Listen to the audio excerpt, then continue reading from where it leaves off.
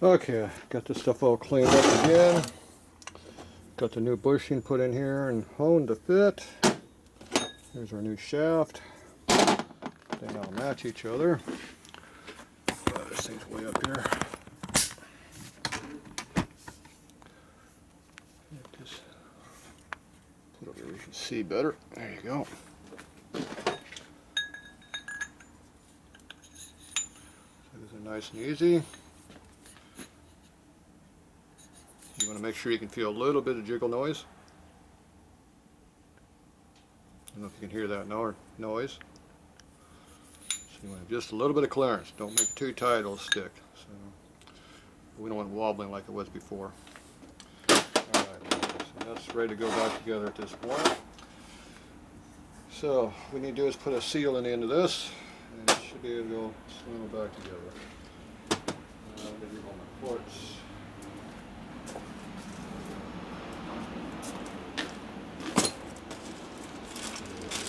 Shaft we used.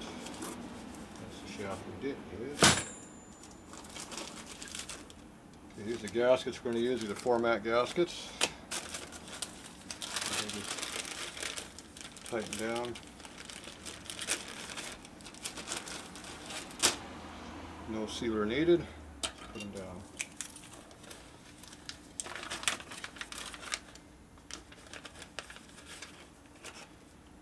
One of each. Out of my way. So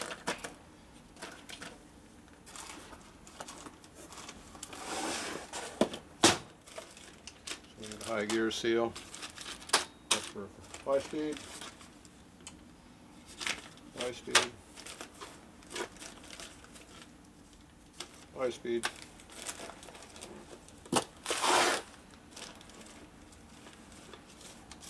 4 speeds.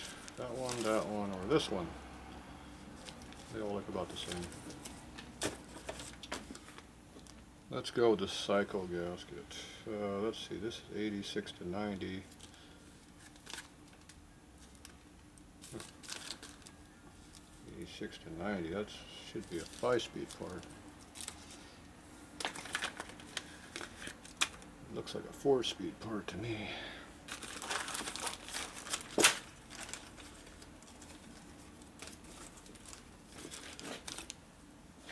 They make overlapping years. Okay, 85 to 95 speed. Also fits 4-speed, late 66 to 84. Then we have the late 66 to 84 again with a different OD. What's this one? This one is... Now every time you order this stuff it's different too, but just going by what we have. This is 1259, this is 1258, and this one's late 66 to early 81, and it doesn't have a diameter. There you go. They're all the same. I'm going to use this one. I've yet to see any real difference in these. There's a diameter change. Some are ground OD, some are stamped OD. I've had big and small of both. Just can't go by that. Sometimes the width will vary slightly, not much usually. The earlier ones were a solid one-piece seal with no lip on it, no spring on it. That was your first one, 65 to 66. But nobody makes them. So who knows?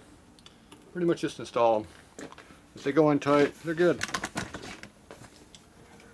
Let's get it over here. Get down to my tools here in the drawer. I'm looking for a seal installation device, otherwise known as a punch, press punch. Make sure that fits into the gear. So this has a 50 thou recess or so, and recesses it in the gear. So that's what you're supposed to go down into it. Whatever you do, if the seal hits that bushing, it doesn't work anymore. So I put it in flush first, like this. If I have clearance, then I flip it around and go deeper. If I don't have clearance, I don't go deeper. So it varies. Let's go see what we got with this one. Yeah. Narrow walkways. See what we got to do to get over here.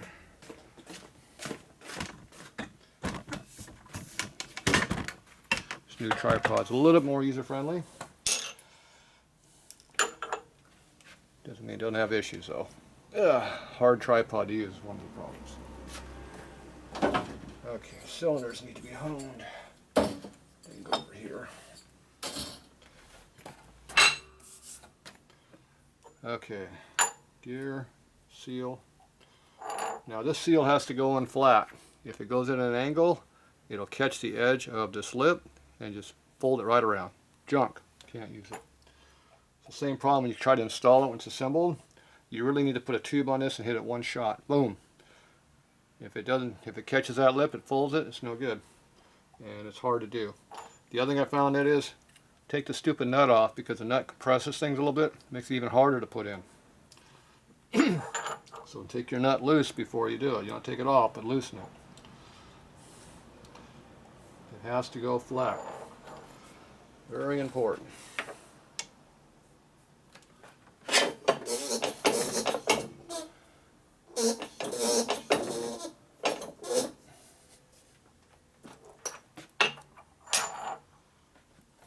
That one went in.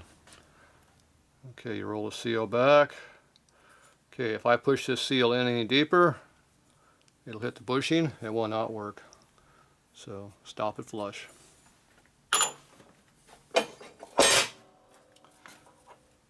Because once that seal does not move, it don't work no more. Very, very important.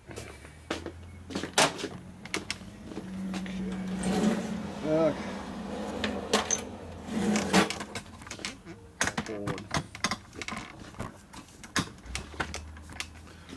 Okay, back to where we can see again. Yeah, damn, this thing's hard to use. This tripod's taller than the other one, so it's got a little better upper shot. Let me know if you like it. Okay. Flush. Dry. Goes right on. Works. It's got drag on it. That's important. Alright, that'll work for me. I'm good with that.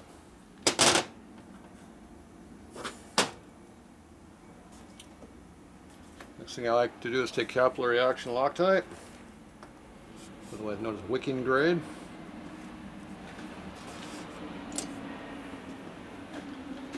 Put a drop on my screwdriver here.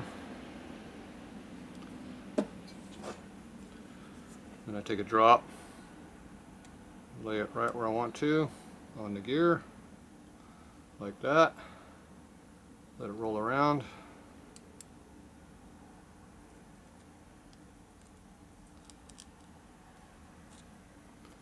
Wipe it off the rubber there where it got on a little bit. And just let that run all the way around. It'll suck in there and seal any void. It'll also Loctite it in and get a little more holding power so it won't fall out. Once it touches down the bottom here, you can let it sit up for about 5 minutes. It should be good to go. Wipe off your excess, call it done. That's excess right there. Okay, you can see how it's shiny all the way to the bottom. Sit it flat, let it self-level. Call it done.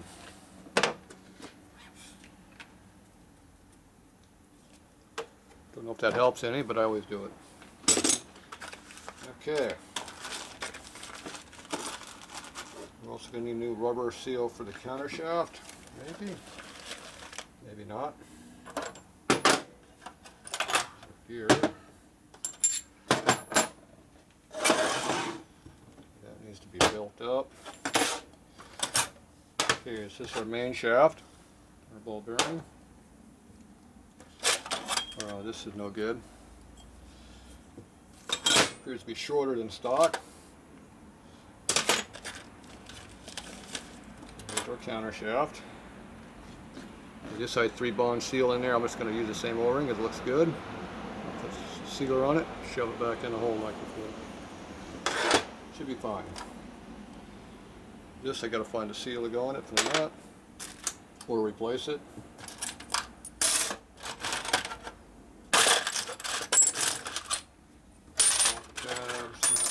Washers.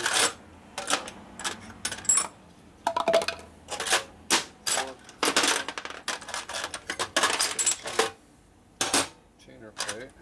Washer we need. Nut we will need.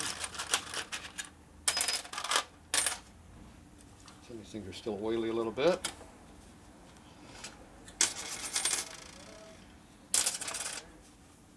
Wipe off excess oil. There's our 2 big nuts.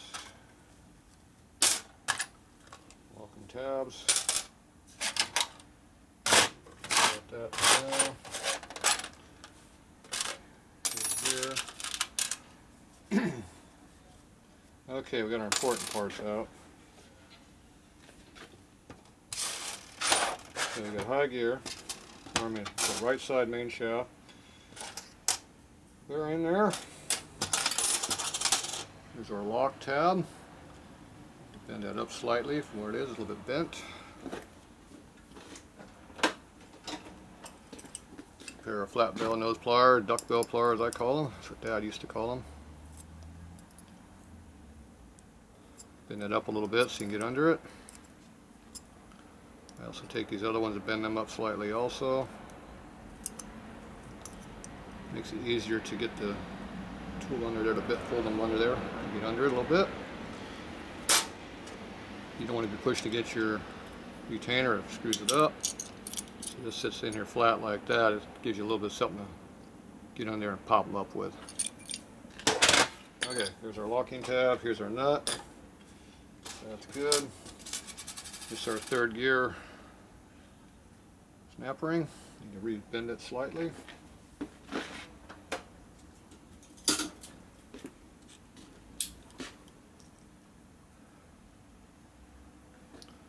So I like bend it 3 ways. You squeeze it this way, top and bottom. So as you bring it this way first.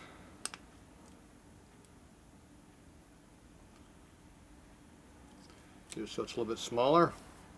Come around and do the same to the other side.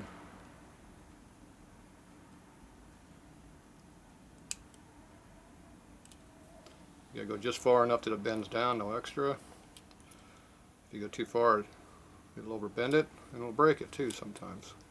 Then you come back the other way over here. Don't lose it though. Come back over here. Bend it down a little bit. Close up that gap. Alright. Look at the gap. Looks like this needs to go a little deeper. Alright. Good as new.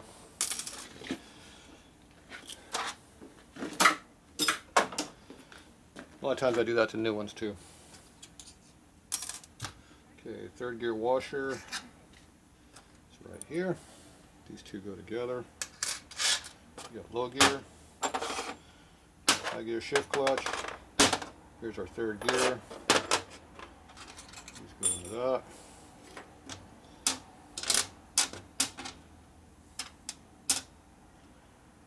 Here's our big nut.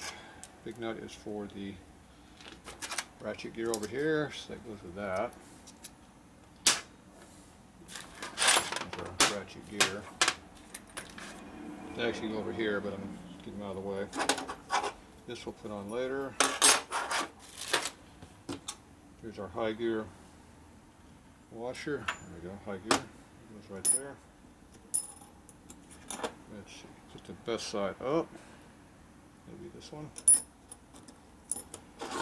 Very important to have that. On the loose roller bearings, it takes this washer right here. Don't forget it. It's our counter shaft nut and lock. Small one. It's also the same as the kicker. There's something sharp there. It's got me. Don't know what it was. So you got 2 small counter shaft washers, intermediate size, and an adjustable fat one. Those are the 4 washers you need. This is the lock plate that goes underneath the lock and the nut. goes with the kicker. Alright, get all our parts laid out. Just gotta get our bearings. I'm going to get the 4 ball screws for this.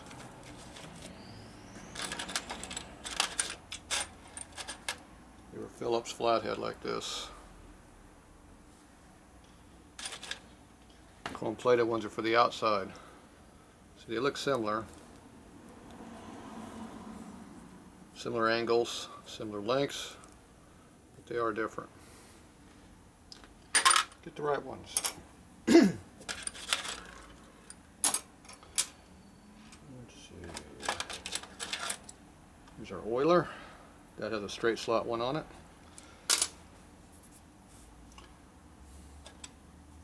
The late ones are Phillips head. The early stuff is straight slot. Most times they went to this kind of Phillips stuff around 80, 79, 80, right in that area. That's when they changed to the Phillips head. Quicker assembly. Automatic machinery uses Allens. Uses Phillips. They don't use straight slots. So usually whenever you see a Phillips head on something, it's automatic assembly, which means humans aren't doing it. If they are doing it, they're doing automatic machines, a gun that goes in zip, zip, zip, zip, like that, real quick. No more screwdriver blades like I do. Alright, I think we got everything laid out pretty good. Alright, I'll be back.